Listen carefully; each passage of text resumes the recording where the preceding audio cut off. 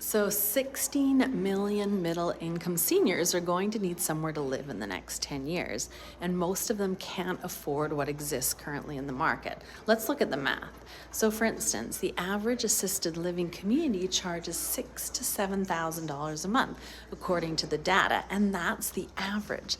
Plenty more places charge a lot more than that, $10,000 a month. Heck, I've even seen places up to 15. And there's nothing wrong with that. But the issue is nearly 75% of these 16 million middle-income seniors won't be able to afford that price point. And so who are we talking about here?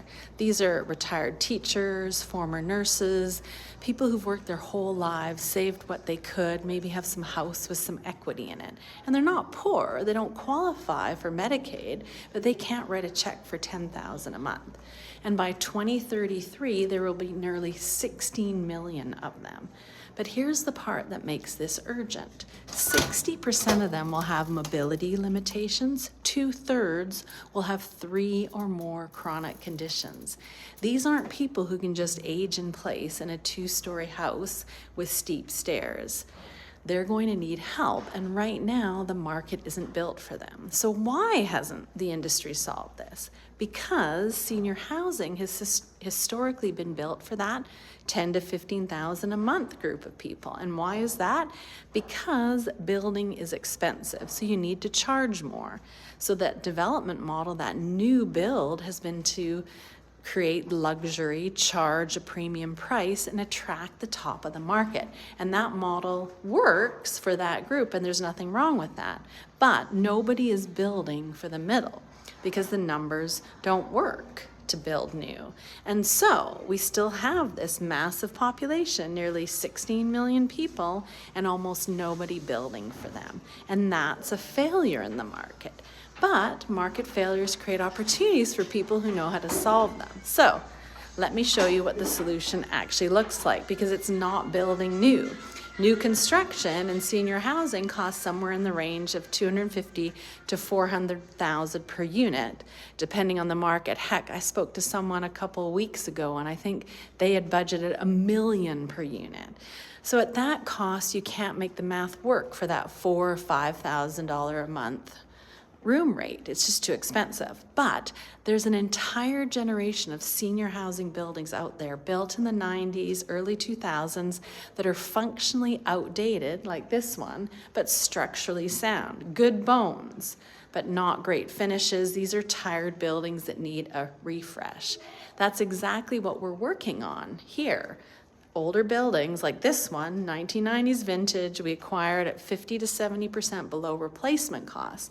This part of the building is what most of these communities look like before we get involved. Carpet, original. Lighting, outdated. Common areas feel institutional and uninviting.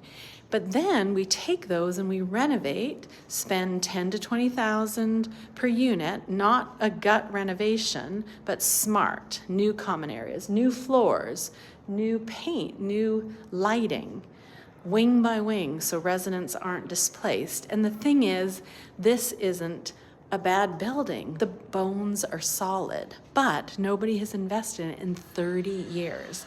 And when a building feels tired, residents feel it, families feel it when they walk in, and then occupancy suffers. This is what most investors see and walk away from. They look at the age, they look at the finishes, and they pass. We look at this and see something different. This section is mid-renovation right now. You can see the upgrades going in. We got some new lighting, paint. We're taking down some pillars here. We're not putting in marble countertops and spa facilities. We're making it clean, warm, functional, and dignified. A place where someone's mom walks in and feels good, where the family feels confident, where staff are proud to work. And that's what moves occupancy. This is what it will look like when it's done. Same building, same bones, but a totally different experience. These common areas, residents actually use them now. They come down for meals, they sit and talk, there's activity happening, and that's not an accident. We are designing that, we're programming it. And that's where the returns come from, not from the renovation itself, from what the renovation makes possible. Residents who want to stay, families who refer their friends, and staff who feel like they're part of offering something beautiful in their community. And then occupancy goes up because the experience is better. It's that simple. So we got 16 million people. These are real people who can't afford the options that exist. You can look at that and see a crisis, or you can look at that and see an opportunity. We see an opportunity, and solving it doesn't require charity. That's the thing. It doesn't require government handouts. It requires a business model that works at that lower price point. Older buildings, smart renovations, operators who care, who run it with heart. And that's what profit and purpose look like in real life.